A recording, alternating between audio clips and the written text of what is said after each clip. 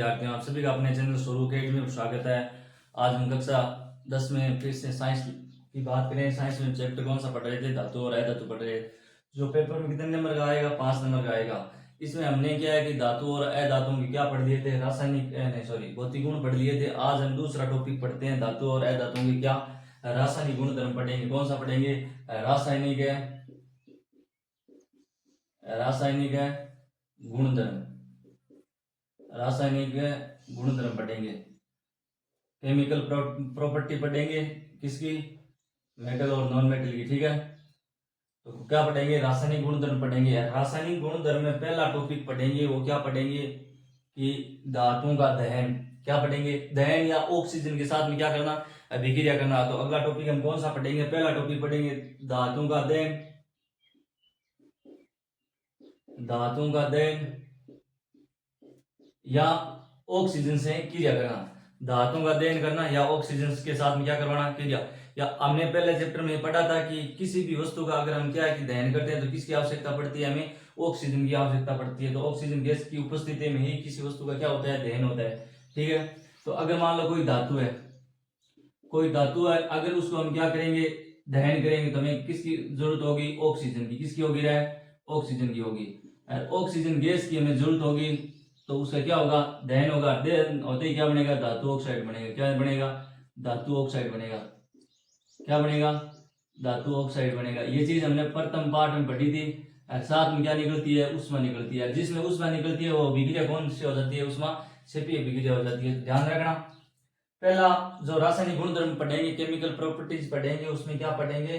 धातु का अध्ययन करेंगे। धातु का अध्ययन किसकी उपस्थिति में होता है? ऑक्सीजन की। धातु प्लस ऑक्सीजन मिलकर किसका निर्माण करेंगे?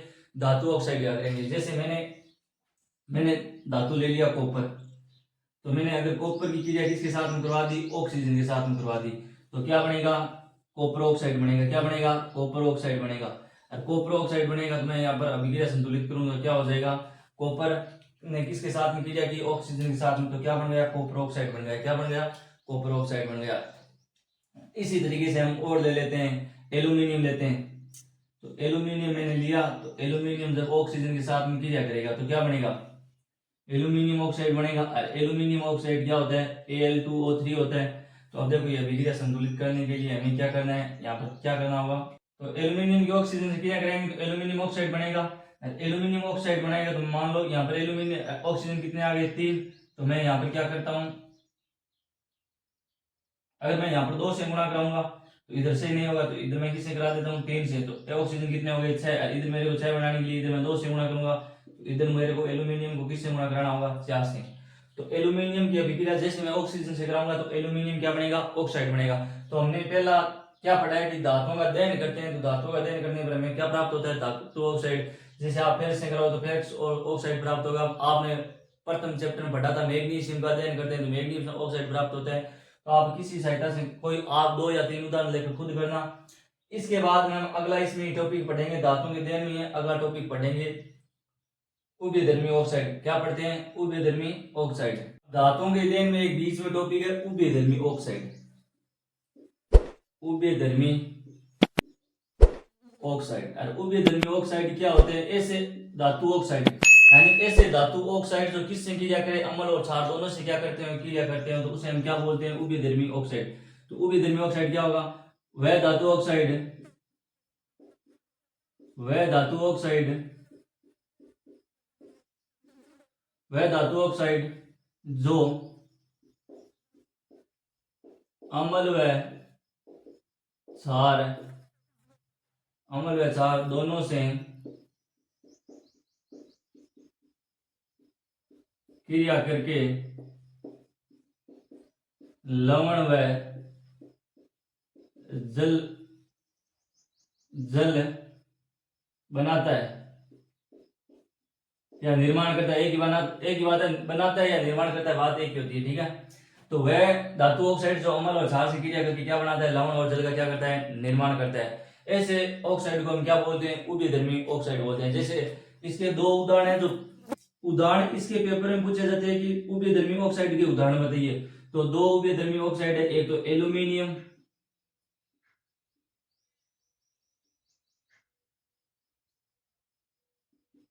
एल्यूमिनियम ऑक्साइड, एक है जिंक ऑक्साइड, एक कौन सा है जिंक ऑक्साइड, अगला कौन सा है जिंक ऑक्साइड। ये दो ऐसे उभयधर्मी ऑक्साइड है जो फिक्स है कि अम्ल का भी गुण दर्शाते हैं और क्षार का भी, दोनों क्या है गुण दर्शाते हैं। तो ये दो उभयधर्मी ऑक्साइड है, इनको याद कर लेना कौन कौन से, एल्यूमिनियम ऑक्साइड और जिंक ऑक्साइड, ठीक है। अब मान लो मैं एल्यूमिनियम ऑक्साइड, तो एल्यूमिनियम ऑक्साइड का फॉर्मूला क्या होता है Al2O3 की अभिक्रिया में अम्ल से करवाऊंगा, मान लेते हैं किससे करवाते हैं अम्ल से, तो हमें क्या प्राप्त होगा, प्राप्त क्या होगा, तो हमें प्राप्त क्या होगा एल्यूमिनियम क्लोराइड, साथ में क्या हो जाएगा जल। तो साथ में देखो यहाँ पर 2 है, यहाँ पर कितने हैं, यहाँ पर क्लोरीन कितना है 1 है, तो मैं यहाँ पर किससे गुणा करा दूं 6 से, यहाँ पर मैं किससे करा दूं 2 से, तो देखो अभिक्रिया संतुलित हो गई नहीं। यहाँ पर देखो एल्यूमिनियम 2 एल्यूमिनियम 2, ऑक्सीजन कितने हैं, ऑक्सीजन 6, सॉरी ऑक्सीजन कितने हैं 3 है, यहाँ पर ऑक्सीजन कितना है 1 है, तो इसको मैं किससे गुणा करा दूं 3 से, ठीक है। तो ये अभिक्रिया क्या हो गई संतुलित, जो इनमें प्राप्त हुआ है ये क्या है लवण और क्या है जल है, लवण और जल। यही हमने चीज पढ़ी है कि किसी भी जब एल्यूमिनियम ऑक्साइड की क्रिया किससे करवाते हैं, ये किससे कराते हैं अम्ल से करवाते हैं, तो हमें क्या प्राप्त होगा लवण और जल प्राप्त होगा। ऐसे ही मैं एल्यूमिनियम क्लोराइड की क्रिया किससे करवाता हूँ क्षार से करवाता हूँ, एल्यूमिनियम क्लोराइड नहीं एल्यूमिनियम ऑक्साइड की क्रिया, एल्यूमिनियम ऑक्साइड की क्रिया किससे करवाए क्षार से करवाते हैं। तो क्या प्राप्त, तो हमें प्राप्त होगा सोडियम एल्यूमिनेट, ठीक है नहीं, सोडियम एल्यूमिनेट, सोडियम क्या प्राप्त होगा सोडियम एल्यूमिनेट, फॉर्मूला क्या हो जाएगा ये हो गया। साथ में क्या प्राप्त होगा जल, इसको बोलते हैं सोडियम एल्यूमिनेट, सोडियम एल्यूमिनेट बोलते हैं, ठीक है, इसका नाम होता है सोडियम एल्यूमिनेट। अब देखो ये अभिक्रिया क्या संतुलित है, तो देखो ऑक्सीजन 3, इधर भी 3 है, सोडियम 1 1, एल्यूमिनियम यहाँ पर 2 है, तो मेरे को एल्यूमिनियम यहाँ पर 2 बनाना है, तो अब देखो सोडियम भी मेरे को कितना बनाना होगा 2 बनाना होगा, ठीक है। तो ये अभिक्रिया क्या हो गई संतुलित हो गई, क्या हो गई संतुलित हो गई। इस हिसाब से आप मेरे को कौन सा करके बताना, जिंक ऑक्साइड का आप खुद करके मेरे को बताओगे, ये मैंने आपको करके बता दिया, ठीक है। तो उभयधर्मी ऑक्साइड क्या होते हैं, वह धातु ऑक्साइड जो अम्ल और क्षार से क्रिया करके लवण और किसका निर्माण करते हैं जल का निर्माण करते हैं। कौन कौन से ऑक्साइड होते हैं एल्यूमिनियम और क्या होते हैं जिंक ऑक्साइड होते हैं। अगर एल्यूमिनियम की क्रिया अम्ल के साथ में कराते हैं तो सॉरी हाँ एल्यूमिनियम ऑक्साइड की क्रिया अम्ल के साथ में कराते हैं तो हमें क्या प्राप्त होता है लवण और जल प्राप्त होता है। एल्यूमिनियम की क्रिया जैसे क्षार के साथ में कराते हैं तो सोडियम एल्यूमिनेट और क्या प्राप्त हुआ है जल प्राप्त हुआ है। ऐसे आप क्रिया किसकी करोगे जिंक की करके बताना, ठीक है। अगला टॉपिक, अगला देखो इसी का एक धातु ऑक्साइड में एक पॉइंट इसका और हम बनाते हैं कि कुछ ऑक्साइड धातु ऑक्साइड ऐसे होते हैं जो जल में अघुलनशील होते हैं। तो जल में अघुलनशील धातु ऑक्साइड, जल में अघुलनशील धातु ऑक्साइड, धातु ऑक्साइड जल में वो अघुलनशील धातु ऑक्साइड कौन कौन से हैं, 2 है सोडियम और पोटेशियम। तो आप याद रख लेना 2 ही धातु ऑक्साइड है, कौन कौन से हैं, एक तो है पोटेशियम ऑक्साइड, एक है कौन कौन से सोडियम ऑक्साइड,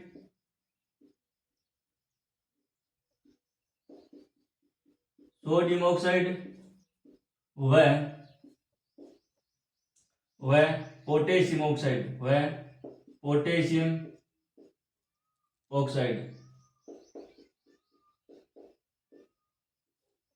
इसलिए ही इनको क्या है कि जैसे मान लो सोडियम को और पोटेशियम अगर हम खुले में छोड़ दिया जाए तो ये क्या पकड़ लेते हैं आग पकड़ लेते हैं, क्योंकि ये ऑक्सीजन के साथ में तीव्र गति से क्या करते हैं क्रिया करते हैं, क्योंकि ये बहुत अभिक्रियाशील धातु होती है जो बहुत तीव्र गति से क्या करती है ऑक्सीजन साथ क्रिया करके क्या पकड़ लेती है आग पकड़ लेती है। इसलिए इनको किस में रखा जाता है जल में रखा जाता है, क्योंकि जल में रखेंगे तो ये जल के साथ में क्रिया नहीं करता है, जल के साथ में क्या नहीं करता है क्रिया नहीं करता है, क्योंकि जल में ये क्या होता है अघुलनशील होता है। इसलिए इसको किस में रखा जाता है जल के अंदर डुबो कर रखा जाता है। ऐसा क्वेश्चन बनता है कि जल में सोडियम को डुबोकर क्यों रखते हैं, तो क्यों रखते हैं सोडियम को डुबोकर इसलिए रखते हैं क्योंकि खुले में रखने पर आग पकड़ देता है, क्योंकि यह बहुत क्रियाशील धातु होती है। इनके अभिक्रियाशील धातु होने के कारण में क्या है कि इसको जल में रखते हैं। जल में रखने का कारण क्या है कि जल में ये क्रिया नहीं करते हैं। ठीक है, तो अब इनकी हम क्या पढ़ते हैं अभिक्रिया। देखो दो ऑक्साइड हो गए, कौन कौन से, सोडियम और पोटेशियम। अब दूसरी बात है कि ये बनाता क्या है, जैसे ही जल में घुलनशील धातु है तो ये बनाएगा क्या, बनाएगा ना का अर्थ है कि अगर नॉर्मल थोड़ी बहुत क्रिया होगी तो ये बनाएगा क्या, तो ये किसका निर्माण करता है, जल से क्रिया करके। क्रिया बहुत कम होगी, अगर होगी तो जल से क्रिया करके क्षार का निर्माण करते हैं। किसका निर्माण करते हैं, क्षार का निर्माण करते हैं, क्षार का निर्माण करते हैं, क्षार का क्या करते हैं, निर्माण करते हैं। तो देखो पोटेशियम, पोटेशियम क्या होगा, KO2 प्लस जल, तो किसका निर्माण करेगा, क्षार का। तो अब देखो ये अभिक्रिया संतुलित है या नहीं है, पोटेशियम दो, पोटेशियम दो, ऑक्सीजन दो, ऑक्सीजन दो, हाइड्रोजन दो, हाइड्रोजन दो। ठीक है, ऐसे सोडियम होगा, सोडियम Na2 और इसकी क्रिया जल के साथ में होगी तो क्या होगा, सोडियम हाइड्रोक्साइड बनेगा तो NaOH। तो ये क्या है, ये अभिक्रिया हो गई कि ये जल की बहुत कम क्रिया करेंगे। वैसे तो आपको पता है कि जल में क्या होती है, ऑक्सीजन होती है, लेकिन ऑक्सीजन होने के कारण वो थोड़ी बहुत क्रिया करेंगे, थोड़ी बहुत क्रिया होगी तो क्या बनेगा, क्षार बनेगा। याद रखना आपको, इससे दो ही चीज याद रखना है। पहले एक घुलनशील कौन से धातु ऑक्साइड है, तो कौन से, सोडियम और पोटेशियम है। अगर वो जल के साथ में क्रिया करते हैं तो बनता क्या है, ध्यान रखना क्या बनता है, क्षार का निर्माण होता है। ठीक है, आगे देखो, अगला देखो इसी में तीसरा पॉइंट इसका कि अगर हम ऑक्सीजन से क्रिया करवाते हैं अत्यधिक ताप पर, तो कुछ धातु ऐसी है जो अत्यधिक ताप पर क्या है कि क्रिया करता ही नहीं है। ठीक है, तो अत्यधिक ताप पर ऑक्सीजन से क्रिया नहीं करने वाले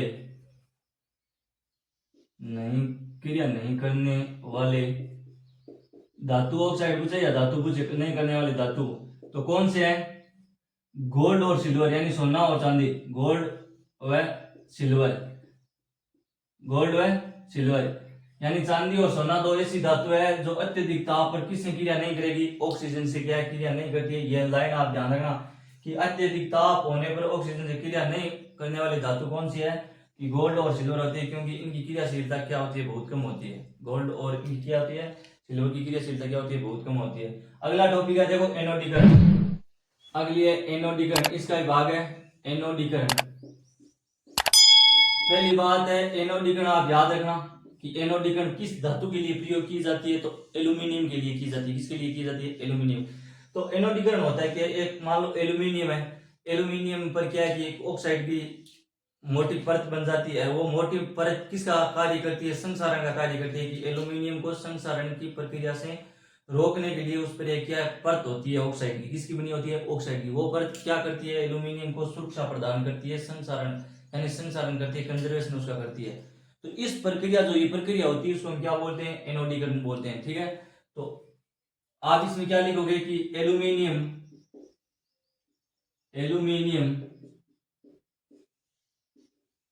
वायु के संपर्क में आने पर, वायु के संपर्क में आने पर उस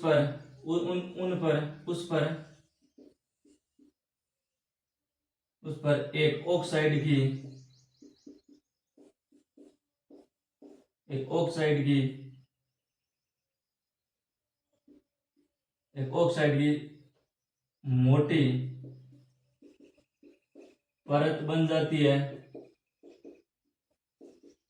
मोटी परत बन जाती है, जो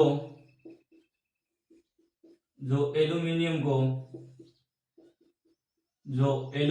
को संसारण होने से बचाती है,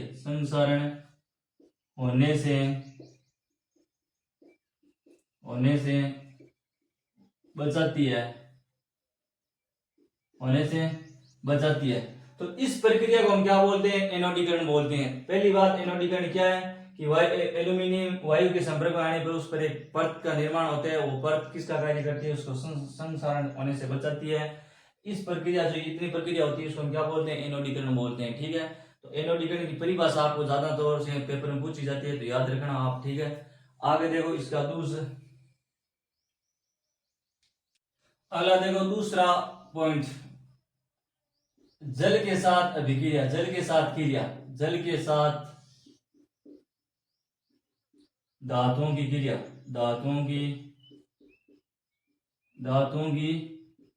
क्रिया, क्रिया ना बोले या अभिक्रिया बोले, एक ही बात होती है। ठीक है, अब आप जानते हो कि इसमें एक डायग्राम है, डायग्राम आप खुद करना, प्रैक्टिस करना कि धातु जब या भाप के साथ में क्रिया कौन करता है। इसमें अलग अलग पढ़ेंगे कि गर्म जल के साथ में क्रिया करने वाले धातु कौन है, भाप के साथ में क्रिया करने वाले धातु कौन है, ठंडे जल के साथ में क्रिया करने वाला धातु कौन है, शीतल जल के साथ में क्रिया करने वाले धातु कौन है। तो इसके 3-4 अलग अलग पॉइंट पढ़ेंगे। इससे पहले मैं आपको बता देता हूं कि अगर कोई धातु जल से अभिक्रिया करता है, तो आपने दूसरे पार्ट में पढ़ा है कि जल जब आएगा जिसके साथ में क्रिया होती है, तो आपको पता होना चाहिए एक चीज तो फिक्स होगी, क्या, हाइड्रोजन गैस निकलेगी। तो पहले तो बात किसका होगा कि धातु ऑक्साइड का निर्माण होगा। ठीक है, और साथ में क्या निकलेगी, हाइड्रोजन गैस, साथ में क्या निकलेगी, हाइड्रोजन गैस। मैं इसको भाषा के रूप में आपको रिप्रेजेंट नहीं करना चाहता हूं, आप सीधा समझ लो कि अगर किसी धातु की क्रिया जल के साथ में कराएंगे तो हमें क्या प्राप्त होगा, धातु ऑक्साइड होगा, और धातु ऑक्साइड के साथ में कौन सी गैस निकलेगी, हाइड्रोजन गैस। यदि मैं धातु ऑक्साइड की क्रिया किसके साथ में कराऊं, फिर से जल के साथ में, धातु ऑक्साइड की क्रिया अगर मैं फिर से किसके साथ में कराऊं, किसके साथ में कराऊं, धातु ऑक्साइड की क्रिया फिर से मैं जल के साथ में कराऊं, तो मेरे को क्या प्राप्त होगा, धातु धातु हाइड्रोक्साइड प्राप्त होगा। क्या होगा, धातु हाइड्रो, मेरे को क्या प्राप्त होगा, धातु हाइड्रोक्साइड। क्या प्राप्त होगा, धातु हाइड्रोक्साइड। तो ध्यान रखना, पहली बात है जब धातु की क्रिया मैं जल के साथ में कराऊंगा तो धातु ऑक्साइड प्राप्त होगा, फिर हाइड्रोजन गैस निकलेगी। यहाँ पर मैं धातु ऑक्साइड की फिर क्रिया किसके साथ में कराता हूँ, जल के साथ में, तो मेरे को क्या प्राप्त होगा, धातु ऑक्साइड, सॉरी धातु हाइड्रोक्साइड प्राप्त होगा। अब हम तीन चीज अलग पढ़ेंगे, ठंडे जल के साथ में क्रिया करने वाला कौन है, धातु ऑक्साइड, गर्म जल के साथ में कौन है, और ठंडे जल और शीतल जल, ये चार अलग अलग पढ़ेंगे। ठीक है, तो अब देखो इसका पहला पॉइंट हम पढ़ते हैं, इसका देखो पहला पॉइंट पढ़ते हैं, ठंडे जल या शीतल जल। आप जानते हो दोनों एक ही होते हैं, ठंडे जल या शीतल जल के साथ क्रिया करने वाले धातु, जल के साथ क्रिया करने वाले धातु। पहला पॉइंट कौन सा है, ठंडे जल या शीतल जल से क्रिया करने वाले धातु कौन है, सोडियम और पोटेशियम में ध्यान रखना, सोडियम और पोटेशियम, पोटेशियम। ये मान लो Na, इसको हम Na लिखते हैं, इसको क्या लिखते हैं, K लिखते हैं। तो नाक याद रखना, ठंडा जल होगा तो जैसे हमारी क्या चलेगी, नाक, या नाक चलेगी। नाक चलने का अर्थ समझ गए ना आप, तो समझ गए, तो इनका अर्थ समझ लेना कि ठंडे जल के साथ क्रिया करने वाली धातु कौन है, एंड ट्रिक याद रखना, नाक, Na, नाक, यानी सोडियम और पोटेशियम। तो देखो अब ये दो तत्व है जो ठंडे और शीतल जल के साथ में क्या करते हैं, क्रिया करते हैं। इनकी अभिक्रिया क्या हो जाएगी, देखो पोटेशियम की अभिक्रिया हम जल के साथ में कराते हैं तो क्या बनेगा, पोटेशियम हाइड्रोक्साइड, साथ में क्या बनेगा, हाइड्रोजन गैस निकलेगी। और एक ध्यान रखना, क्योंकि सोडियम और पोटेशियम क्या है कि अधिक्रियाशील धातु होने की वजह से ये साथ में क्या उत्पन्न करेंगे, उष्मा, साथ में क्या करेंगे, उष्मा, जिसको हम उष्मीय ऊर्जा बोलते हैं, साथ में उत्पन्न क्या करेंगे, उष्मा। ठीक है, आगे देखो ये अभिक्रिया संतुलित हो गई क्या, देखो यहां पर देखो पोटेशियम 2, पोटेशियम 2, ऑक्सीजन 1 है तो ऑक्सीजन यहाँ पर कितने हो गए, 2 हो गए। हाइड्रोजन देखो, हाइड्रोजन यहाँ पर 4 है तो यहाँ पर हाइड्रोजन कितने हैं, 2, तो यहाँ पर 2 से क्या करा दो, गुणा। ठीक है, ऐसे ही मैं सोडियम से करवाता हूँ, तो सोडियम की भी सेम ही अभिक्रिया करवानी है आपको।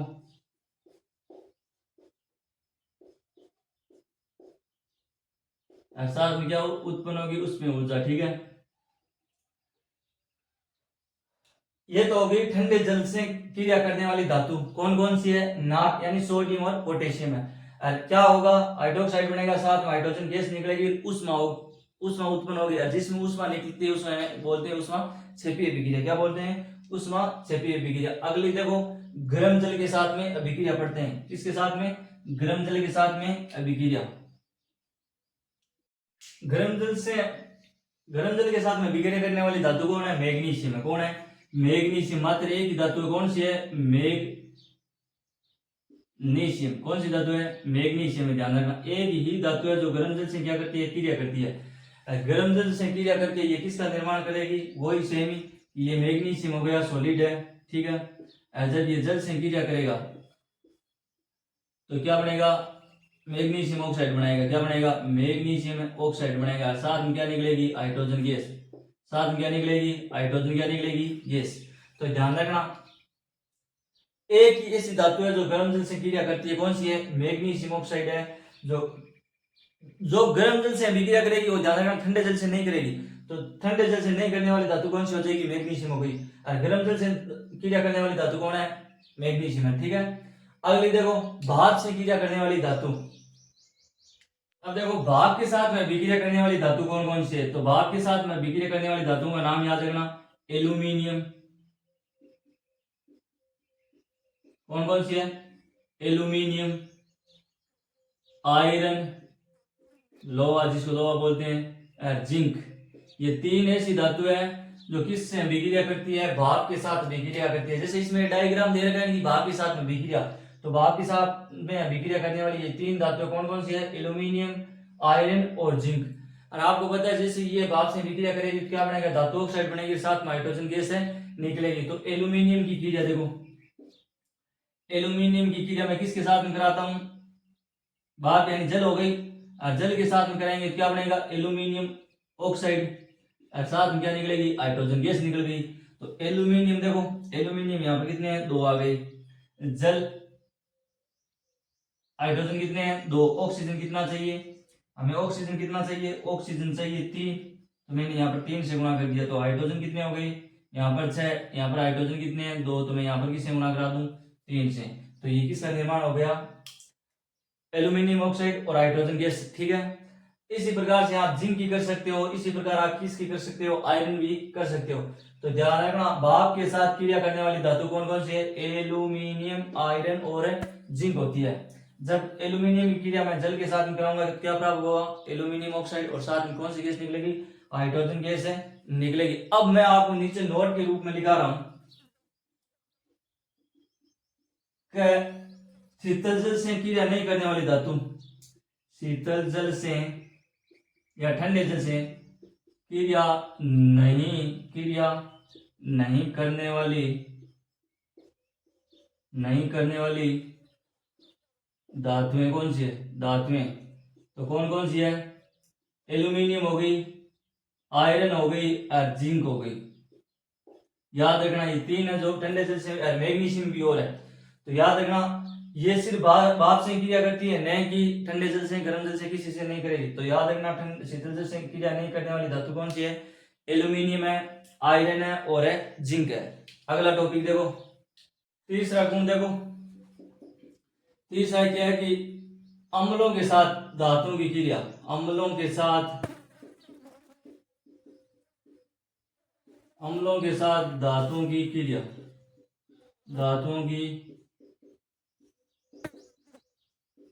धातुओं क्या पढ़ेंगे? क्रिया।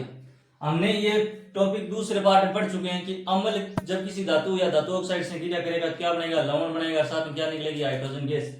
तो क्या है कि अगर धातु किससे क्रिया करता है? अम्ल से, तो क्या बनेगा? लवण और हाइड्रोजन गैस। साथ में क्या होगी? हाइड्रोजन गैस का निर्माण करेगी। हाइड्रोजन गैस का क्या करती है? निर्माण करती है, ठीक है। तो याद रखना कि धातु जब अम्ल से क्रिया करेगा तो लवण बनेगा, साथ में क्या बनेगी? हाइड्रोजन गैस बनेगी। अब क्या है कि हमने जैसे पढ़ा था, सोडियम की क्रिया पढ़ी थी, धातु कौन है? सोडियम। और इसकी मैंने अम्ल के साथ में क्रिया करा दी तो क्या हो गया? NaCl। और साथ में क्या निकल गई? Hydrogen gas.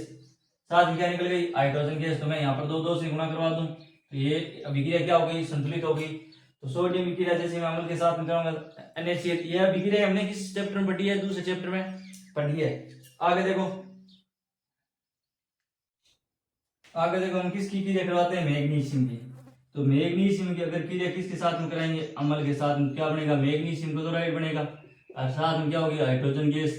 तो ये अभिक्रिया संतुलित करते हैं, तो यहाँ पर मेरे को 2 रखना होगा, यहाँ पर भी कितना रखना है? 2 रखना है। तो हाइड्रोजन 2 शब्द हो गए। अब एल्यूमिनियम है, एल्यूमिनियम की क्रिया जैसे मैं किसके साथ में कराता हूँ? क्लोराइड, हाइड्रोक्लोरिक अम्ल के साथ में। तो एल्यूमिनियम क्लोराइड बनेगा। क्या बनेगा? एल्यूमिनियम क्लोराइड, साथ में हाइड्रोजन गैस होगी। तो एल्यूमिनियम क्लोराइड है तो मेरे को यहाँ पर कितना चाहिए? 3, और हाइड्रोजन चाहिए 2, तो कितना हो जाएगा? 6। तो यहाँ पर ये कितना हो गया? क्लोरीन कितना हो जाएगा? 6। तो मेरे को यहाँ पर 2 से गुणा करना होगा, यहाँ पर भी 2 से, और यहाँ पर मेरे को किससे गुणा करना होगा? 3 से। तो ये अभिक्रिया हमने 3 इनकी पढ़ ली। अब देखो ये तो था तन्नु, यानी इनकी मात्रा थी, ये दुर्बल, एक प्रकार का एक ऐसा अम्ल था, दुर्बल अम्ल था। अगर हम प्रबल अम्ल का प्रयोग किया जाए, और प्रबल अम्ल के रूप में हम किसका प्रयोग करते हैं? प्रबल अम्ल के रूप में हम करते हैं नाइट्रिक अम्ल का प्रयोग। किसका करते हैं?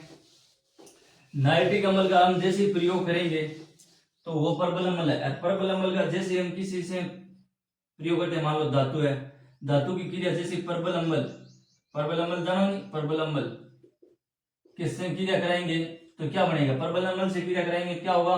हाइड्रोजन गैस ऑक्सीकृत होकर किस में चेंज हो जाएगी? जल में। यानी हाइड्रोजन गैस का ऑक्सीकृत होकर वो किस में चेंज हो जाएगी? जल में। तो क्या बनेगा?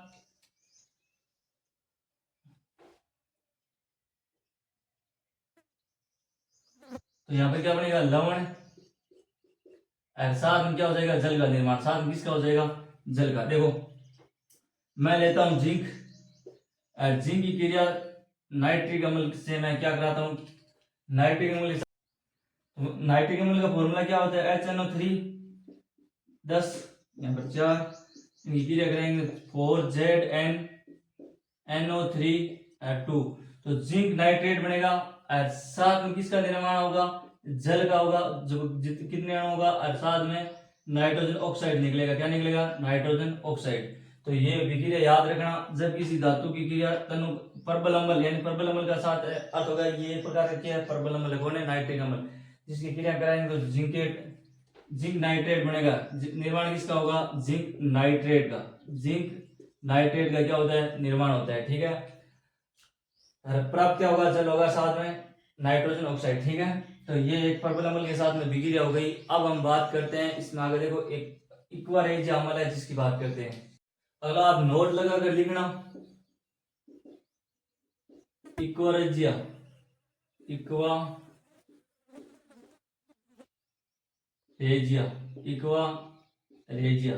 ये जल का एक लैटिन शब्द है। किसका शब्द है? जल का एक लैटिन शब्द है, ध्यान रखना।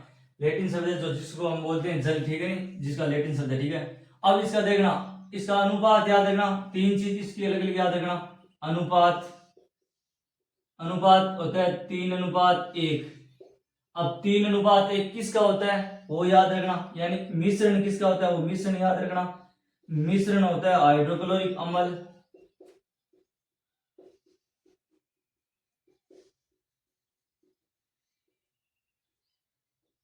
हाइड्रोक्लोरिक अम्ल, वह नाइट्रिक अम्ल। कौन सा होता है? नाइट्रिक अम्ल। किनका मिश्रण होता है? हाइड्रोक्लोरिक अम्ल और नाइट्रिक अम्ल का होता है। अनुपात कितना होता है? 3:2। तो इसका अगर आप फॉर्मूले के रूप में लिखना चाहो तो ऐसे लिख लेना, HNO3। इन दोनों का क्या होता है? मिश्रण होता है। कौन होता है? इक्वारेजिया। दूसरा काम है इसका कार्य क्या या उपयोग? कार्य या उपयोग, तो क्या होता है? प्लेटिनियम,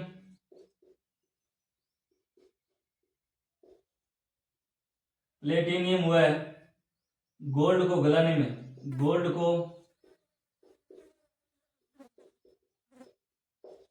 को गलाने में इसका क्या किया जाता है? प्रयोग। ठीक है। ये 3 चीज एक्वारेजिया के बारे में ध्यान रखना। अनुपात क्या होता है? 3:1 होता है। किसका होता है? हाइड्रोक्लोरिक अम्ल और नाइट्रिक अम्ल का होता है। साथ में इसका कार्य क्या होता है कि प्लेटिनियम और गोल्ड जैसी धातुओं को जो अधिक कठोर होते हैं उनको क्या किया जाता है? गलाने में इसका क्या किया जाता है? प्रयोग किया जाता है। ठीक है। इसका देखो लास्ट चौथा केमिकल प्रॉपर्टी पढ़ेंगे, वो पढ़ेंगे धातुओं की क्रिया, धातुओं की क्रिया धातु लवण के साथ, धातु लवणों के साथ में, धातु लवणों के साथ में, धातु लवणों के साथ में विक्रिया कराने का अर्थ है एक प्रकार की विस्थापन अभिक्रिया की कम क्रियाशील धातु को अधिक क्रियाशील धातु क्या कर देती है, विस्थापित कर देती है। जैसे मान लो आप चैप्टर में दे रखा है कि जब कोई कॉपर सल्फेट का विलयन है उसमें लोहे की कील डाली जाती है तो लोहे की कील धीरे धीरे क्या हो जाती है, उसका कलर चेंज होने लगता है। और चेंज होने का कलर क्या बता रहा है कि वो वहां से कॉपर विस्थापित होकर वहां पर क्या आ गया, आयरन आ गया। ठीक है, तो एक अभिक्रिया की सहायता से समझना कि धातु की क्रिया जब धातु लवण के साथ में करवाई जाती है, मान लो यहाँ पर धातु ए है और यहाँ पर ये क्या है, विलयन मान लेते हैं बी है, तो क्या बनेगा, ये ए बी की जगह आ जाएगा, बी किसकी जगह आ जाएगा, ए की जगह आ जाएगा। तो किसका निर्माण हो जाएगा कि धातु लवण, यहाँ पर तो आ जाएगा ए और यहाँ पर धातु निकल जाएगा बी अलग, धातु बी क्या हो जाएगा, अलग निकल जाएगा। जैसे एक लेते हैं कि जिंक सल्फेट है या कॉपर सल्फेट लेते हैं, कॉपर सल्फेट की क्रिया जैसे हम किसके साथ में करवाने थे, आयरन के साथ में, तो आयरन के साथ में करवाएंगे क्या होगा, फेरस सल्फेट बन जाएगा और साथ में निकल क्या जाएगा, कॉपर। साथ निकलने वाली धातु कौन सी हो जाएगी, कॉपर। तो इस हिसाब से आपके लास्ट जो टॉपिक था रासायनिक गुणधर्म का वो कौन सा था, धातु की क्रिया धातु लवण के साथ में। तो यह अभिक्रिया किसको रिप्रेजेंट कर रही है, विस्थापन अभिक्रिया को कर रही है। अगले टॉपिक में हम बात करेंगे सक्रियता श्रेणी। अगर आपको ये वीडियो अच्छा लगा है, आपके समझ में आया तो लाइक और सब्सक्राइब कीजिए। आप सभी का तहे दिल से धन्यवाद।